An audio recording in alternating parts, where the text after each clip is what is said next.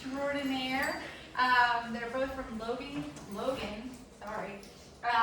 Logan district. And Brenda, you are currently president Of the alumni band. of the alumni band. And they also run the Project Bridge Association, which we just did the honor band with.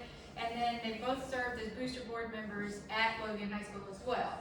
So they have a very long history. And then both of their children, you may know one, Sarah Bentley, that is Brian Bentley's daughter, and Clarissa Rowe. If you remember Clarissa, she's now the assistant band director at Logan.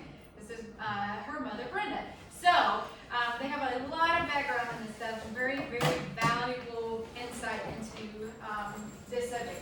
I will say that with the group of student teachers that I have right now, this is the one thing that they want more information about. So I would say soak this up while you can, while they're here. Get as much out as you can, because it will be very rewarding.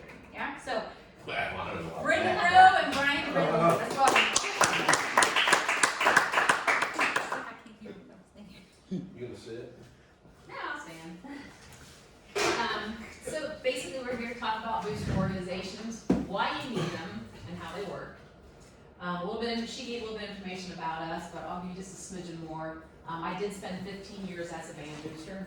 I'm a 20-year board member of the Community Alumni Band. I currently serve as president there. I'm co-founder of Project Bridge with Brian. We raise funds and support middle school band students. And I got into all this because I originally played clarinet in high school. So the band does stick with you for a very long time. I'll let you talk about yourself. I'm a small business owner in Southeast Ohio career. I started, or what I bring to the table mainly is the money aspect. I'm really good at asking people for money and separating them from it. Finding unique ways to bring in people to donate money who maybe never would give money to a band organization, because it can be a little separatist. But you can get it from the football people too, if you know what to do with them. Obviously co-founder of Project Bridge, and I played violin from 5th grade through high school, but there is no orchestra in Southeast Ohio, so my children had to be converted to woodwind players. Okay, well, so what is the purpose of a booster organization? Well, it's to provide for the needs of the director and the band or choir. Raise funds for needed items, which can be anything from uniforms, instruments, trips, just anything that you guys would need funds for. Provide supportive events. Things like they can be chaperones, they can serve food, they can help with uniform handouts, just extra hands-on that you will definitely need. Basically to take up tasks to free up the director's time so that the directors can focus on teaching, which is their most important role. I had one of the booster seminars I was at, they worded it to me this way: to do anything the group needs that doesn't require the music degree. The music degree people, you guys should be able to take care of that kind of important stuff, let your boosters handle other side things. And I think that's a good, if you guys have any questions, just, it's really, your time. I think that that's one of the most important things she touched on, where the lines can get blurred. You don't run the booster program, and your boosters don't run your band program. There's a very, very fine line to walk. And I'm sure Mrs. Talley can add to this, maybe when she first started teaching in middle school or high school.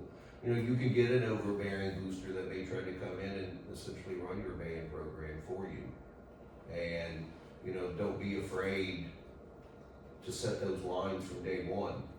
And vice versa, you don't want to be too on the other side either. You're there to teach the students, delegate what your needs are to your booster organization, and empower them to go out and, accomplish those tasks for you, which is probably the hardest things that you probably come across when you first start out.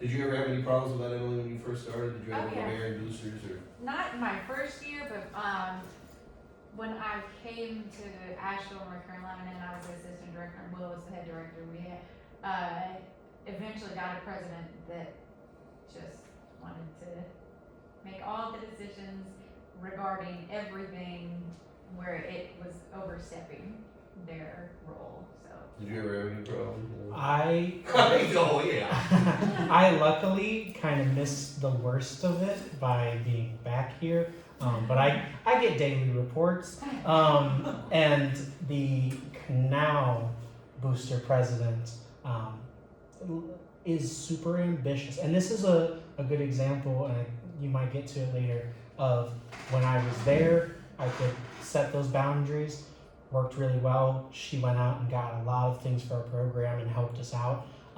Me not being there through nobody's fault, those lines got blurred. And it was a little bit easier for her to kind of take, now my ambition is I make call the shots. So definitely had a few of them in my day. And you're young. So, I mean, it happens very, very, very quickly. It happens. Not always, but be on the lookout for it and, yeah, try to stop it before it happens. So a few tips on recruiting officers that you're gonna want to have. Parents who are former band or choir students. Obviously, we both started out in music. They get it.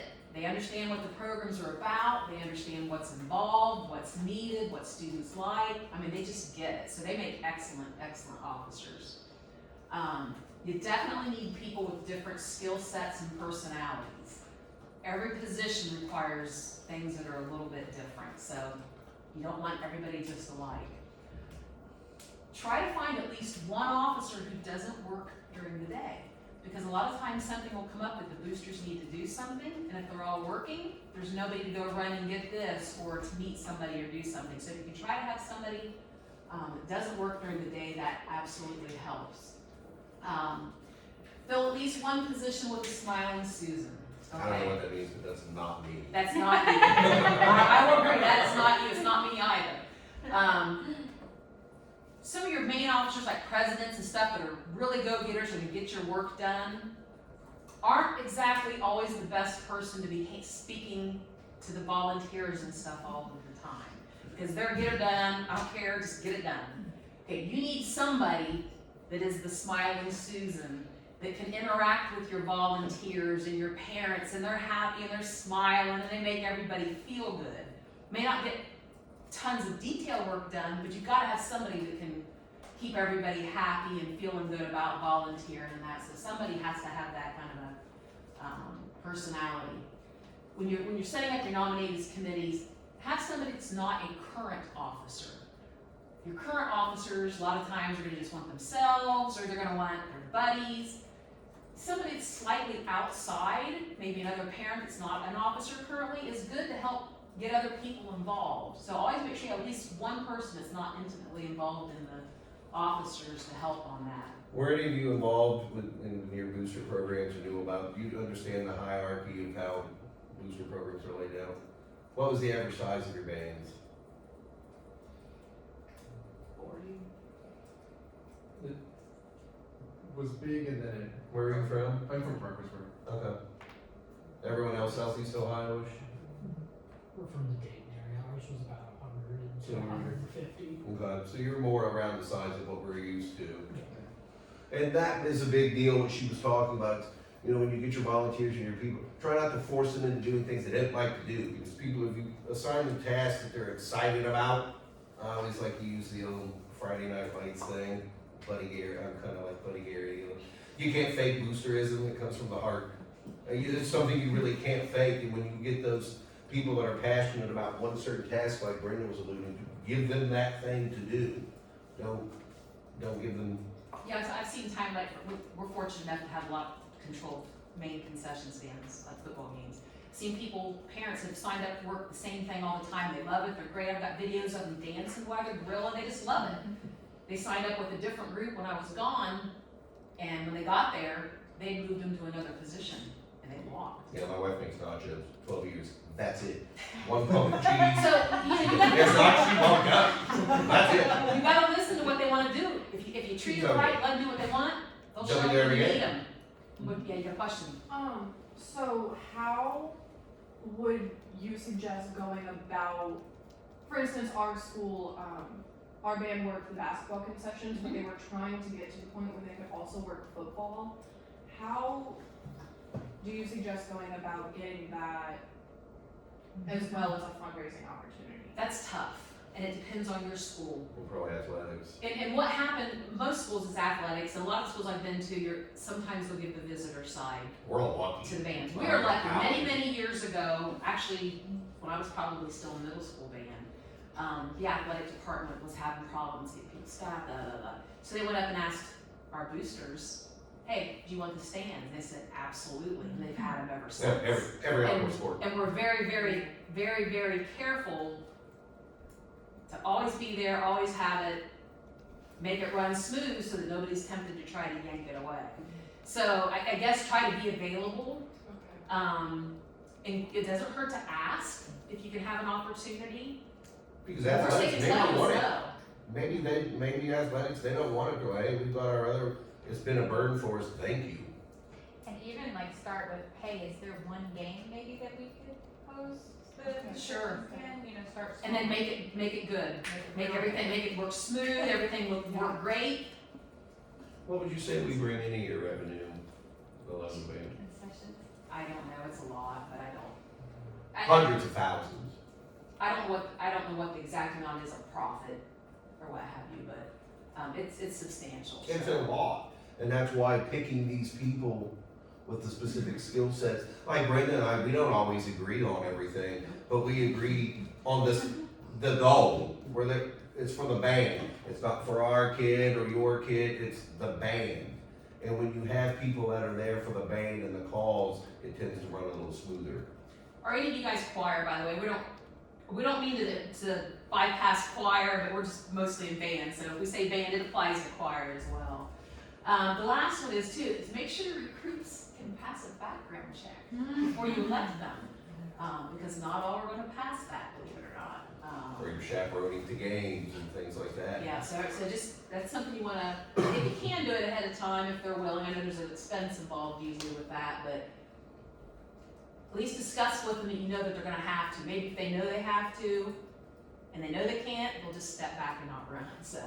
So that's some tips for kind of officers to get. Now I'm gonna tell you some not to get. Do you know the different groups of officers? I guess we just assume that. That's coming up in the Oh, slide okay. down the road. Yeah, I didn't go through it all like I was supposed to. Alright, so here, yeah, you've already got some of the stuff I got coming That's up, fine. that's okay. That's fine. So things to avoid. Don't have more than one officer from the same family, okay? First off, that begins to start getting too much of one family's opinion on how everything runs. If there's something that happens and they decide they're going to leave or quit, then you've lost more than one officer, so. Ask us how we know. So try not to have more than one officer from the same family. I'm trying to save you guys the grief that I've experienced. Sometimes you don't have a choice. Try very hard to come up with a choice, not have to do that. But yes, if you all possible, you don't want that. The other thing people don't think about is you don't want to have the parents who are all the same grade. So these guys are all buddies, and they get their buddies all to work, and then their kids all graduate. You're sitting here looking at nobody to continue your program, nobody that knows how to do anything from the past. Try to scatter the age groups out so there's always somebody with experience. Because to have a good booster organization that does a lot, you've got to know a lot. There's a lot to know. So you don't want everybody that had the experience all leaving at the same time. And then they can groom, especially work on that middle school age group. The middle school is where the money is. The money is in the middle school. And I can tell you many, I can talk all day about middle school money, but I just go through it real, I go off on tangents when it's gonna smack me. Usually parents aren't divorced yet. Both sets of grandparents are still alive. Aunts and uncles are still involved in their young niece and nephew's life.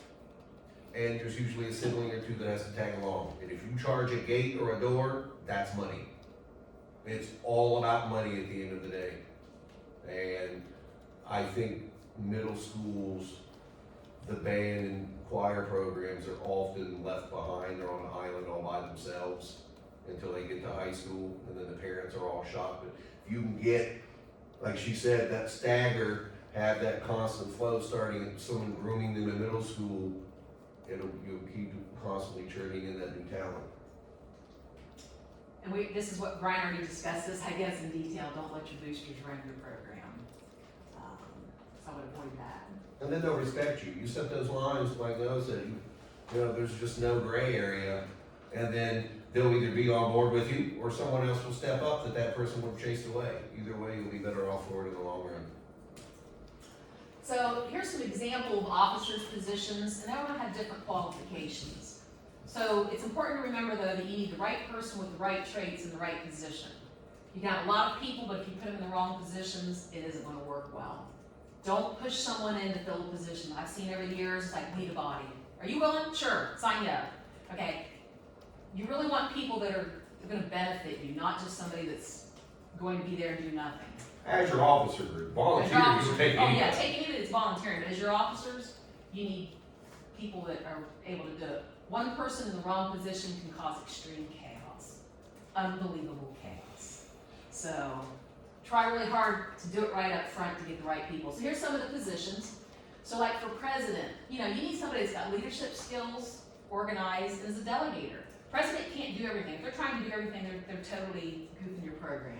You've got to get other people involved. If you have a good program, it's a lot of work. So you need as many people involved. They need to be able to delegate and be leadership. Running a meeting, you've got to be able to shut it down if it starts off on some tangent or something. So then you look at vice president. Basically, they fill in for the president when the president's not there. Most of the time, often they step up into that role when the president leaves. So they're really going to need those same type of qualities. Then you get down to secretary. Needs to be somebody that takes good notes and a good communicator. Basically, most of the time, they're going to be the ones that are sending out any correspondence from the group, and you don't want to look like idiots because they can't spell or they can't put out a decent letter. So somebody that's a good communicator and a good note taker, because they're also taking minutes at the meetings. And I'll get to why that's important here a little bit later. Treasurer, you need somebody detailed. You've got to be on top of this. They've got to be honest, and they need to be financially responsible. If they can't handle their own household, they sure as the world aren't going to handle your $100,000 of your booster account well. So keep that in mind as you're trying to think of treasurers. And I hate to, I've got of it. Money is relative to everyone's life or situation.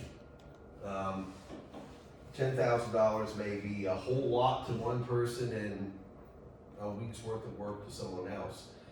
So you can easily get yourself in a situation where you can have a new group of people, a turnover come in, you're like, we got 180 grand, let's go to.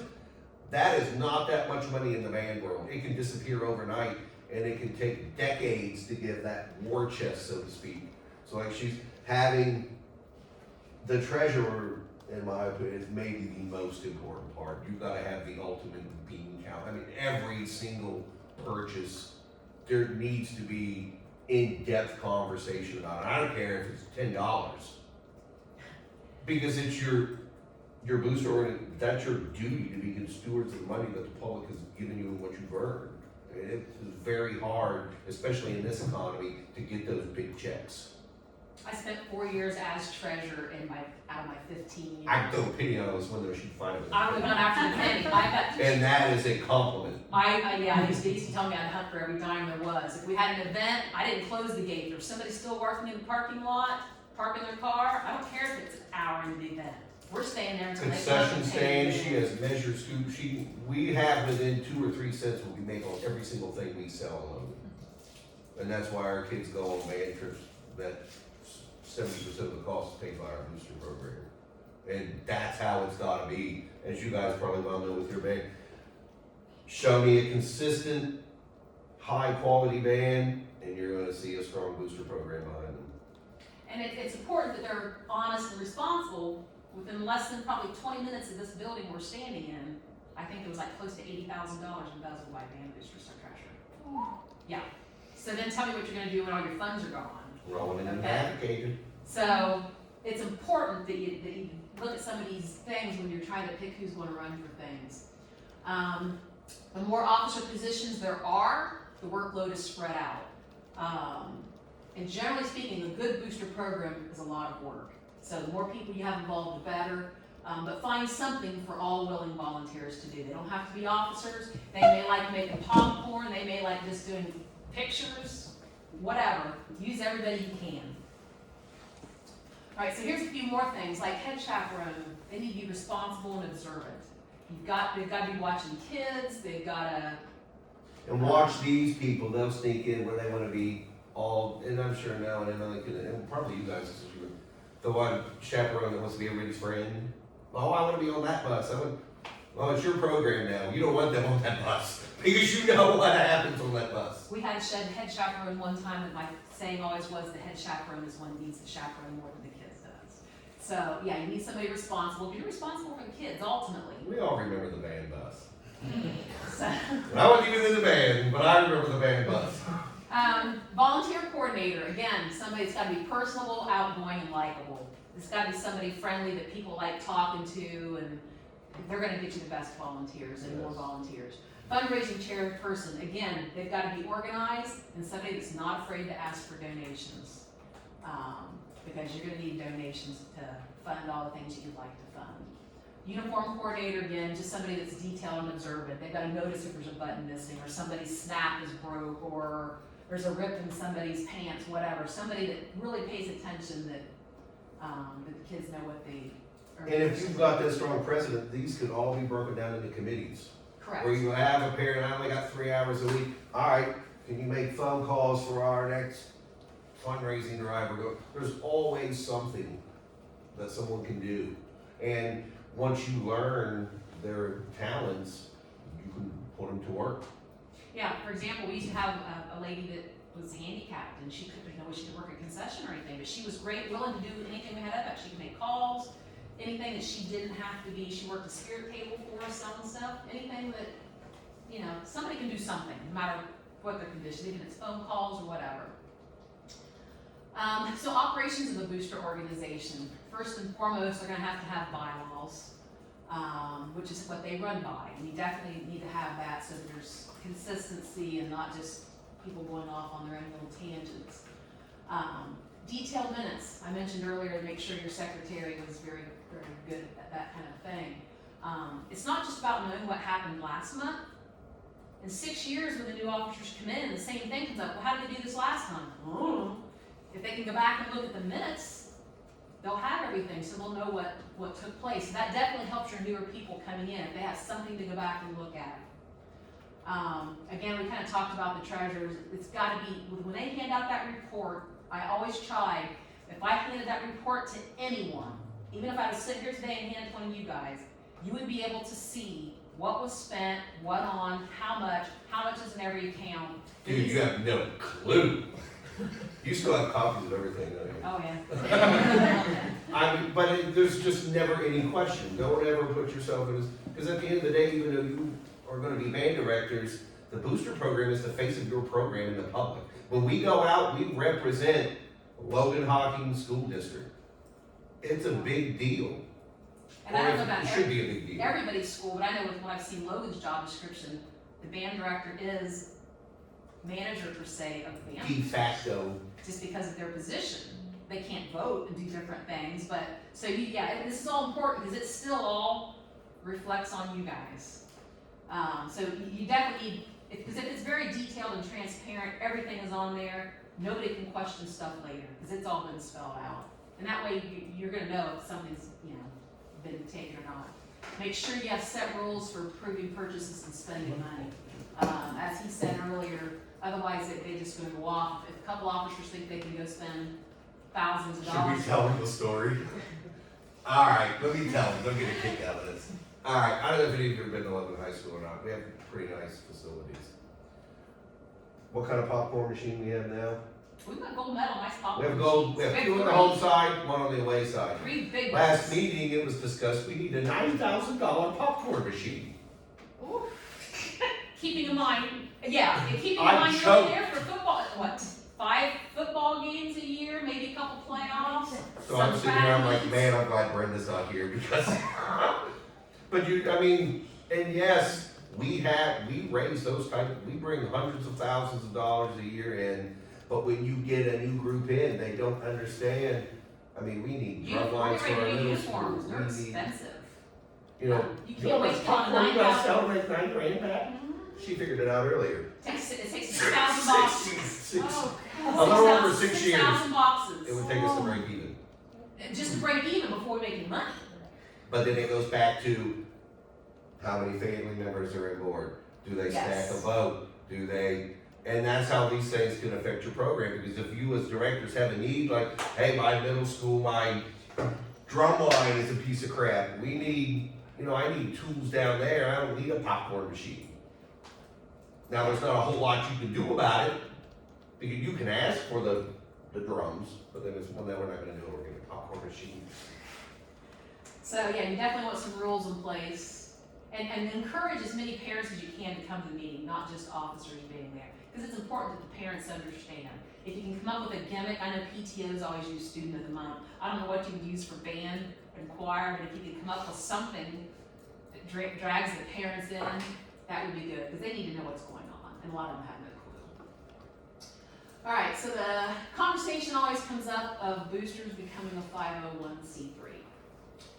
Okay, so you can either be a 501c3 or most booster groups that are not, just fall under what, in the state of Ohio, a school booster group is still a nonprofit, different than a 501c3. They don't pay taxes on their income or anything like that. So, I guess we had a little bit of conversation on this earlier. When you're 501c3, you cannot keep individual student accounts. So like if, Cindy sells 500 candles to cover band camp and her trip and all those things, under the way we have operated ours, under a school booster nonprofit, the students can have that account so they can earn it. If you're on the 501c3 side, if you have a big fundraiser, it all has to be divided equally between everyone when you go to pay for things. Now, so you might want to check on that, because I guess there's some question now whether Ohio is letting you have individual student accounts. I know a lot of them do. I think it just happens. I think it's just recent. But probably not dating, you guys probably just had just a regular yearly fee and you either paid it or. Yeah, the law says that regardless, like anytime you do a fundraiser, that it has to be one big pot. There can't be any student counts, even though that's what we all do. Yeah, I'm gonna look into that, because I That's did what I not was know that just until doing today. too. So I'm gonna look up on that to be sure. My understanding prior to today was that you could do that, and that's what we've always done. Because some kids will go out and sell a ton to pay for their stuff, and other kids, if it's all divided equally, will sit back and do nothing. So if you're 501c3, people wanna donate to you, donations are tax deductible for the donor, so they can claim that on their taxes. Generally, on a school booster nonprofit, donations directly to a group are not tax deductible. So obviously, sometimes the 501c3 gives people that donate that are looking to get another tax deduction an option to do that. One way that you can get around that somewhat, like if it's a decent sized donation or whatever, they can donate that directly to the school, because when you donate to a school, that is tax deductible. It's an educational facility. So they would just have to designate when they donate it to the school board, I'm donating this for the band or the choir or the band's uniforms or whatever it can be.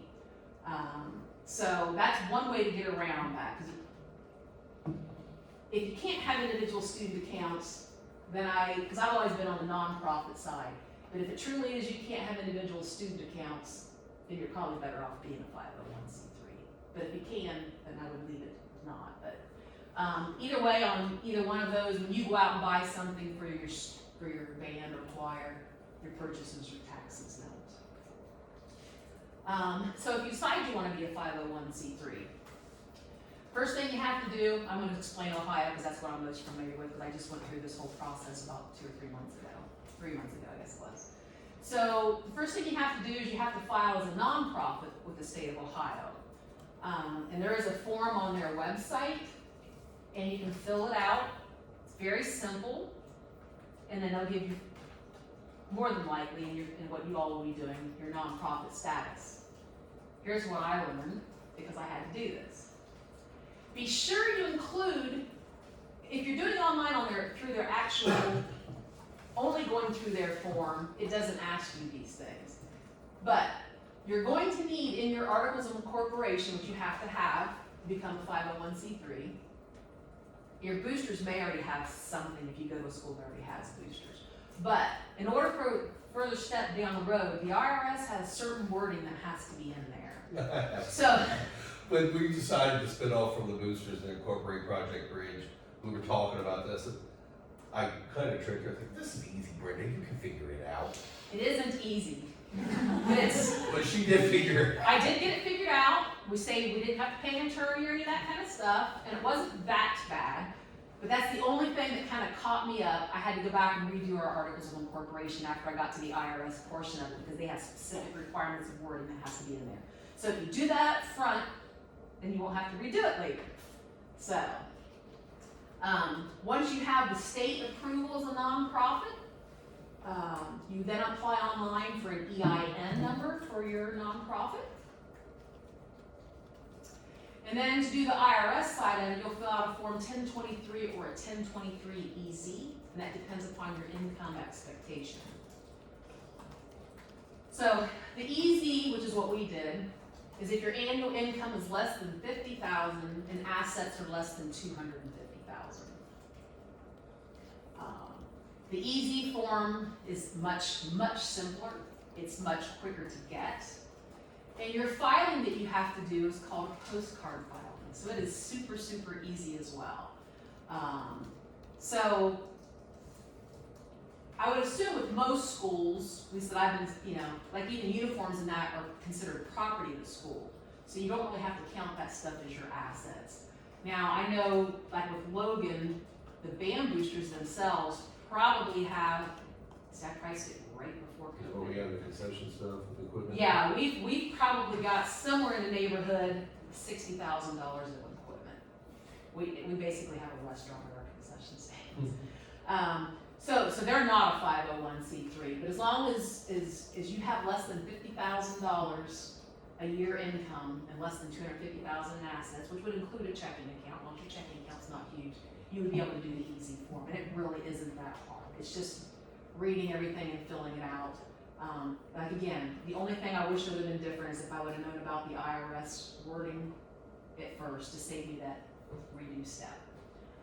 But it's not that hard, honestly, it's not. Just you need somebody that's detailed on paperwork. I really don't think you need an attorney, that's my personal opinion. We got our approval with the state. I sent it on 9 o'clock in the evening. It said it usually takes 2 weeks. By 9 o'clock the next morning, I had approval. The IRS thing can be anywhere up to 3 months. The EZ, they usually say is 4 to 6 weeks. And I think we were like a week and a half to 2 weeks. It wasn't very long at all. So just make sure your paperwork's really good. Again, yeah, I don't think you need an attorney if you have somebody that's detailed. If not, maybe you have an attorney that's a parent that will donate the time to do it for you. Not everybody's gonna want to take on this paperwork, I guarantee you. I put it off for a long time. Fundraising. Okay, everybody, this is Brian's thing he likes to do. Fundraising is obviously something required from a booster group.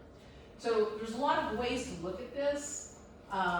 The first thing, no matter what you're raising funds for, you really need to tell them what it's going to be used for. People don't like to give money just to give money.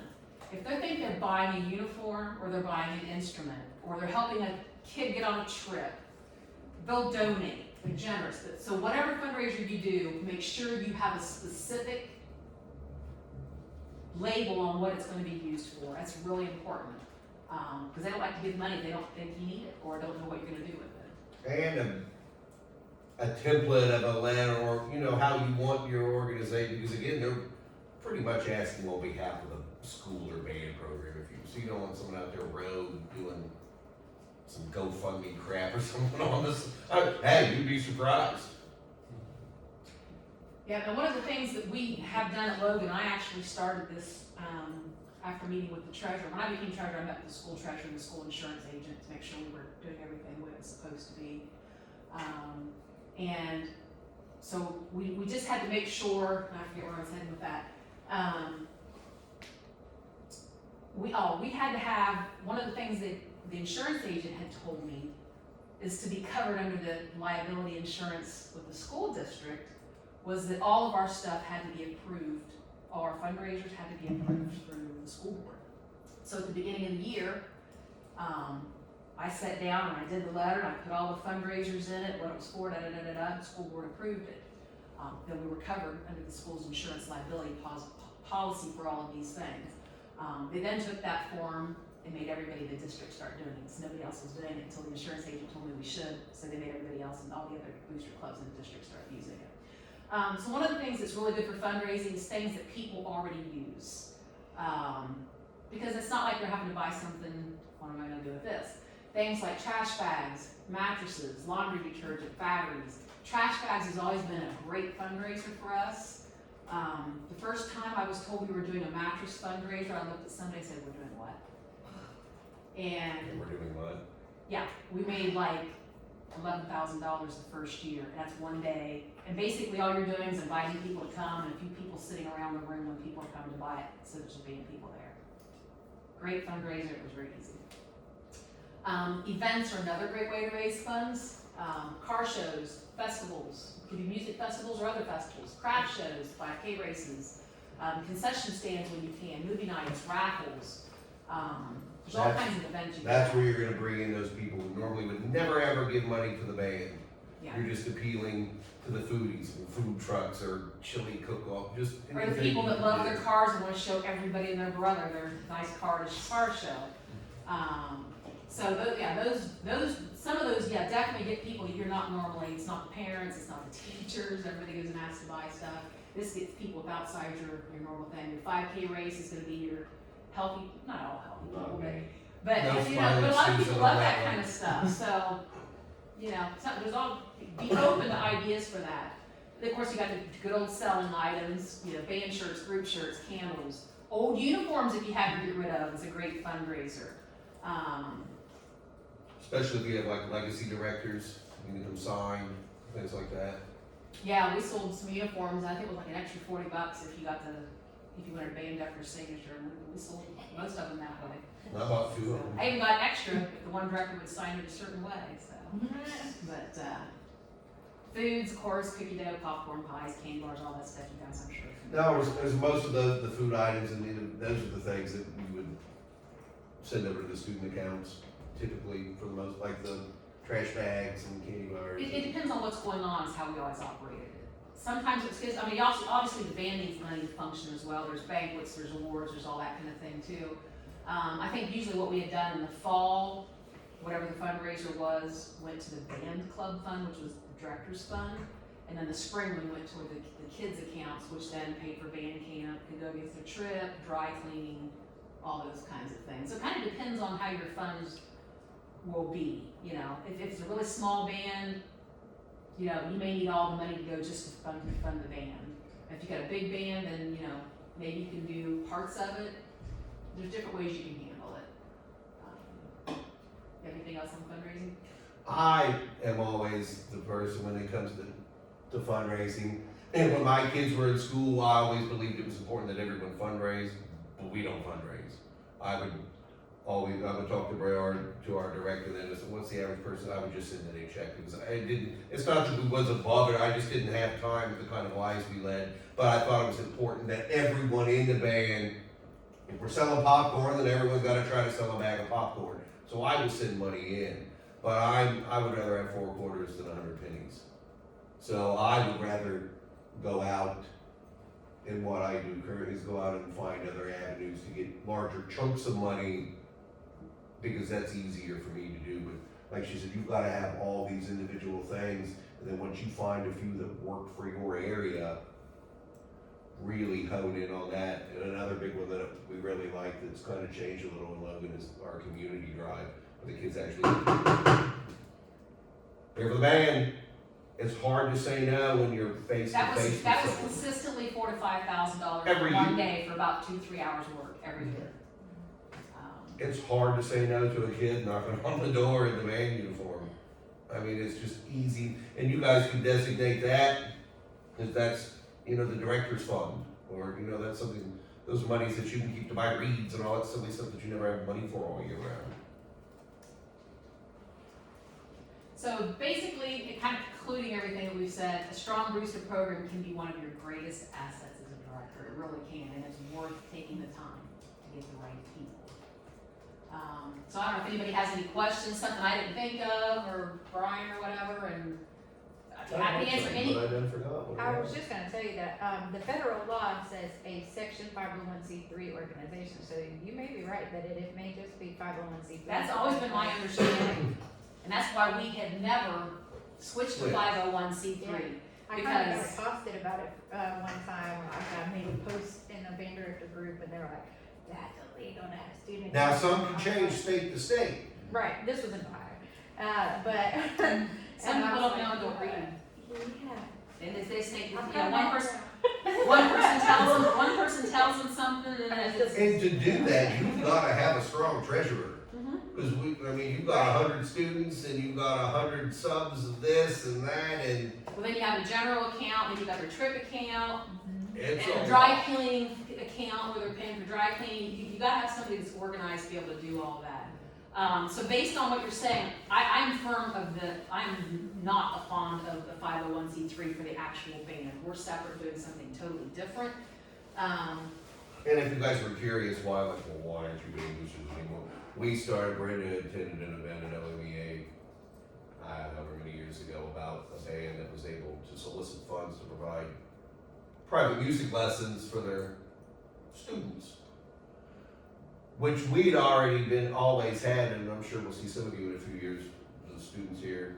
I know you would always, I don't know for how long, forever be coming up to Logan to provide paid lessons to the middle and high school students. We spun off and started Project Bridge to solicit funds. We're covering our middle school students' private lessons. So that's what we do now with this. So we turning to become the 501, we're able to go. We've already received some grants this year. We're going after some big fish. And part of the reason, just to, I guess, to elaborate a little bit on the Project Bridge, is the whole point of what we're doing at Project Bridge is to help the high school band. Because I don't know about all your schools, but a lot of times when kids hit 8th grade, they would quit before they would go on to high school band. They put in the 4 horrible years to not get the fun of the last 4 years. So by making them better musicians, by giving them lessons, keeping them involved, we brought them down here. Project Bridge brought our junior high, 7th and 8th graders down to the varsity show and watched the 110. They were just, they loved that. We had our middle school honor band. We had middle school honor band, had schools from all over southeast Ohio coming up for that, And it's hard for the directors to do that. I mean, you've got your high school, you've got the middle school as well in most cases, sometimes by yourself. If you only have 3 or 4 boosters, they're tied up with just your senior band stuff. And the middle school, and unfortunately, usually they get left out. But we found if you can reach them and engage them and give them the tools to be successful, it could just, I mean, you've got so many students, you can't sit down in the middle of class and tell Susie why her read, you can't play the, you don't have time for it.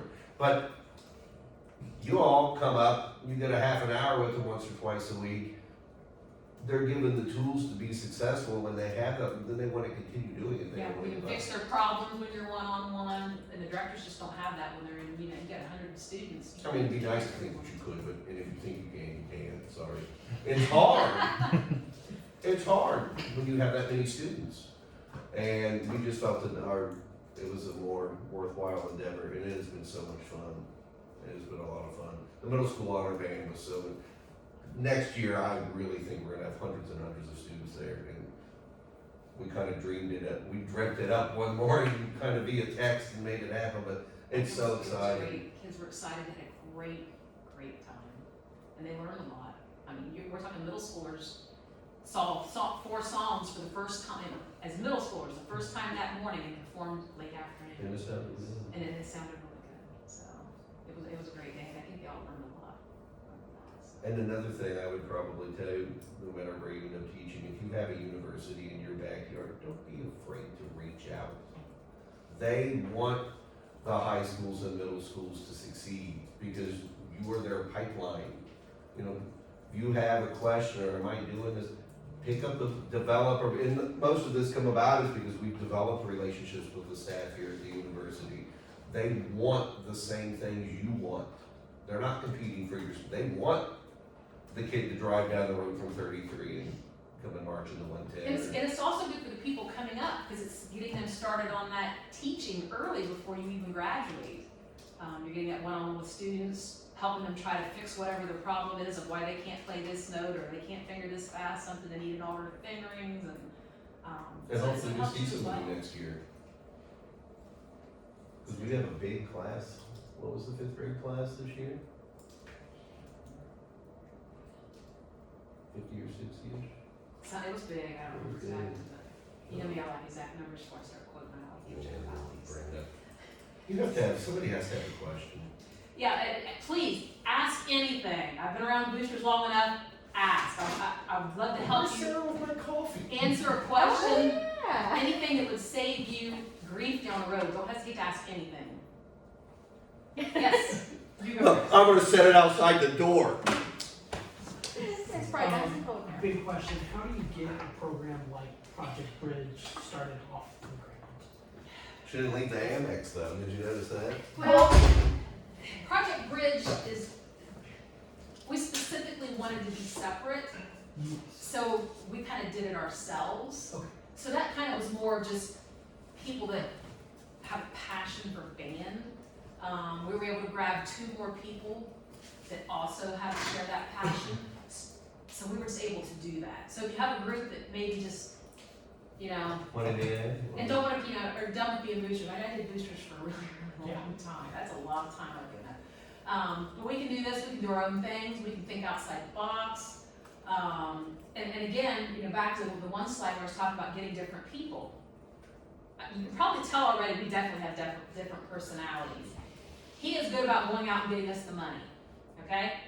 I handle the books, the paperwork, keeping all the details down because I like that. One of our other people we brought in is a retired band director. So we'll go off on a idea, So ready reel us back in. to implement it in 6 hours. And she's like, well, but did you think about this?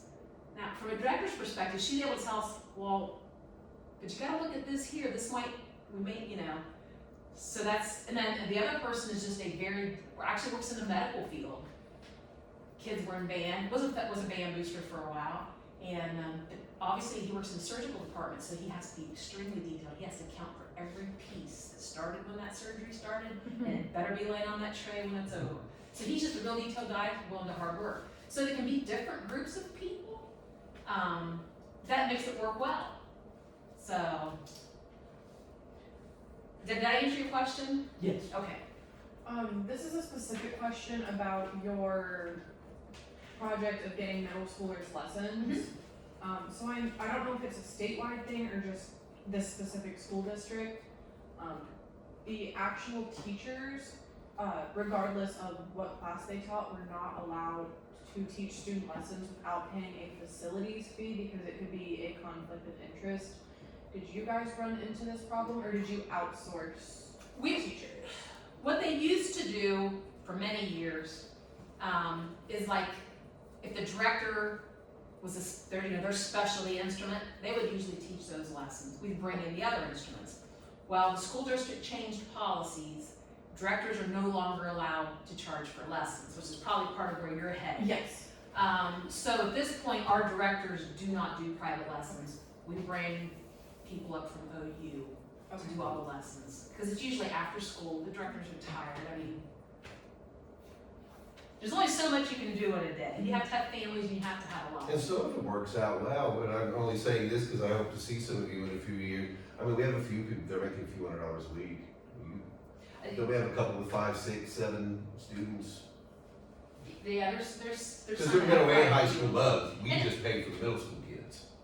Yeah, so, they use the facilities, the lessons are at the high school, but the teachers aren't teaching. Okay. Because of that, the school districts said, and maybe it was because of the rule you're referring I didn't to. know if that was a statewide thing or if that was a school. I a didn't specific hear, school. I just knew that the school told the directors they could no longer charge for lessons. Probably contract language.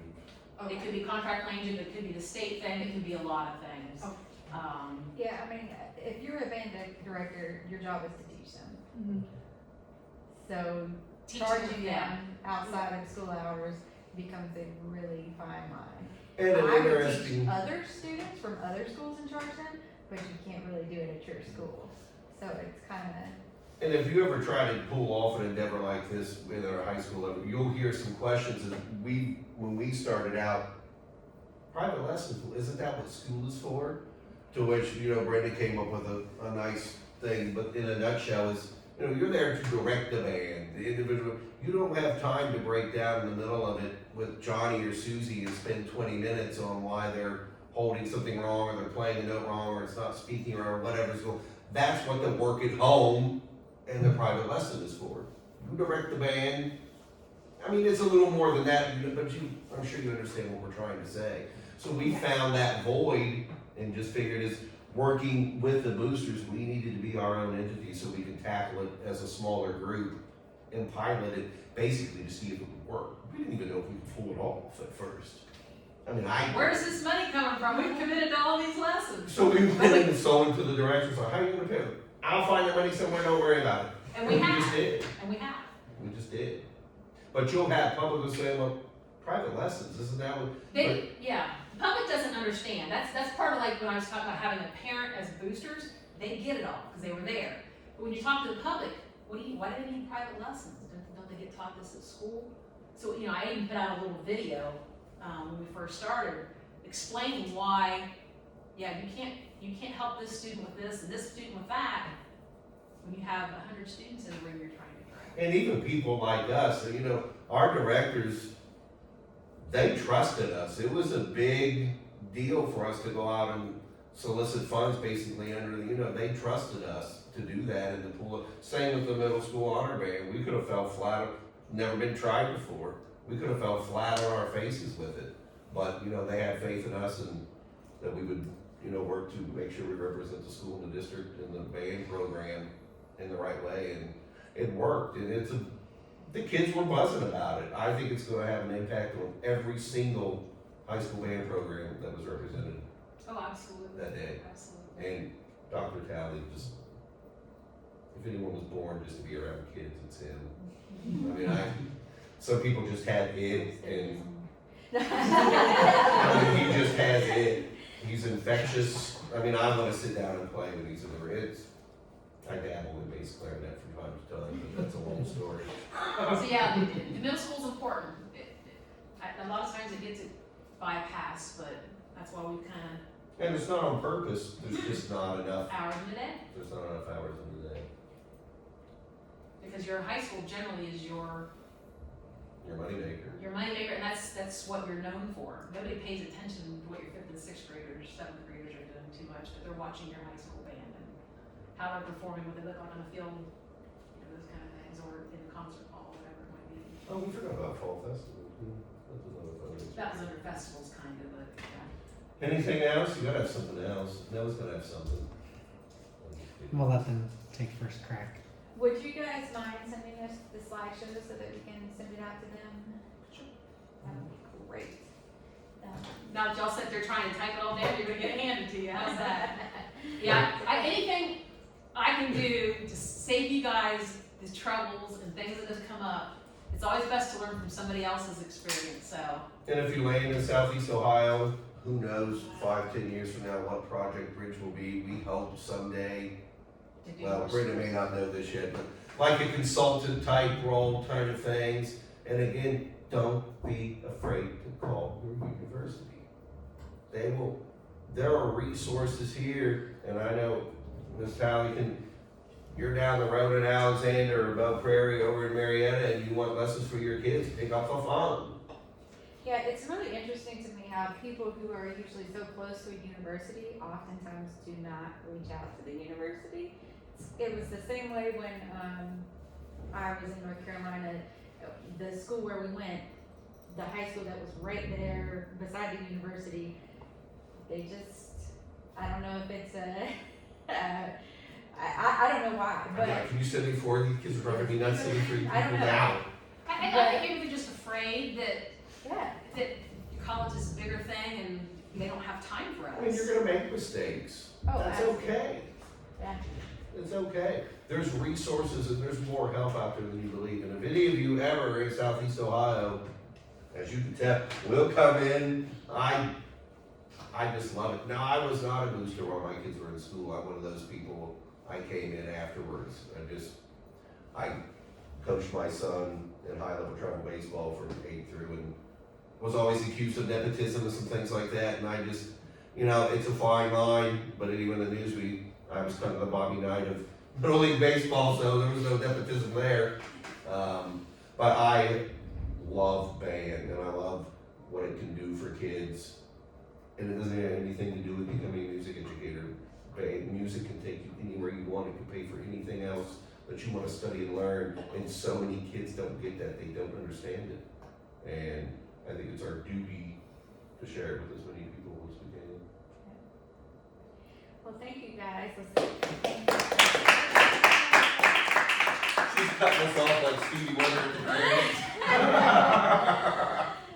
So if you guys know, do you want to do a 5-minute break? Or? Yes, I was gonna say we'll do 5 minutes while I get switched over here, and then I have some additional things. I won't touch a lot of the booster stuff that I had on here because they're much smarter than me at it. I might interject 1 or 2 things, but we'll look at some parent relations, administrative things, maybe some inventory, a lot of odds and ends. So just kind of buckle up. But let's take 5 minutes. Be back in here 6:01. Thanks, y'all.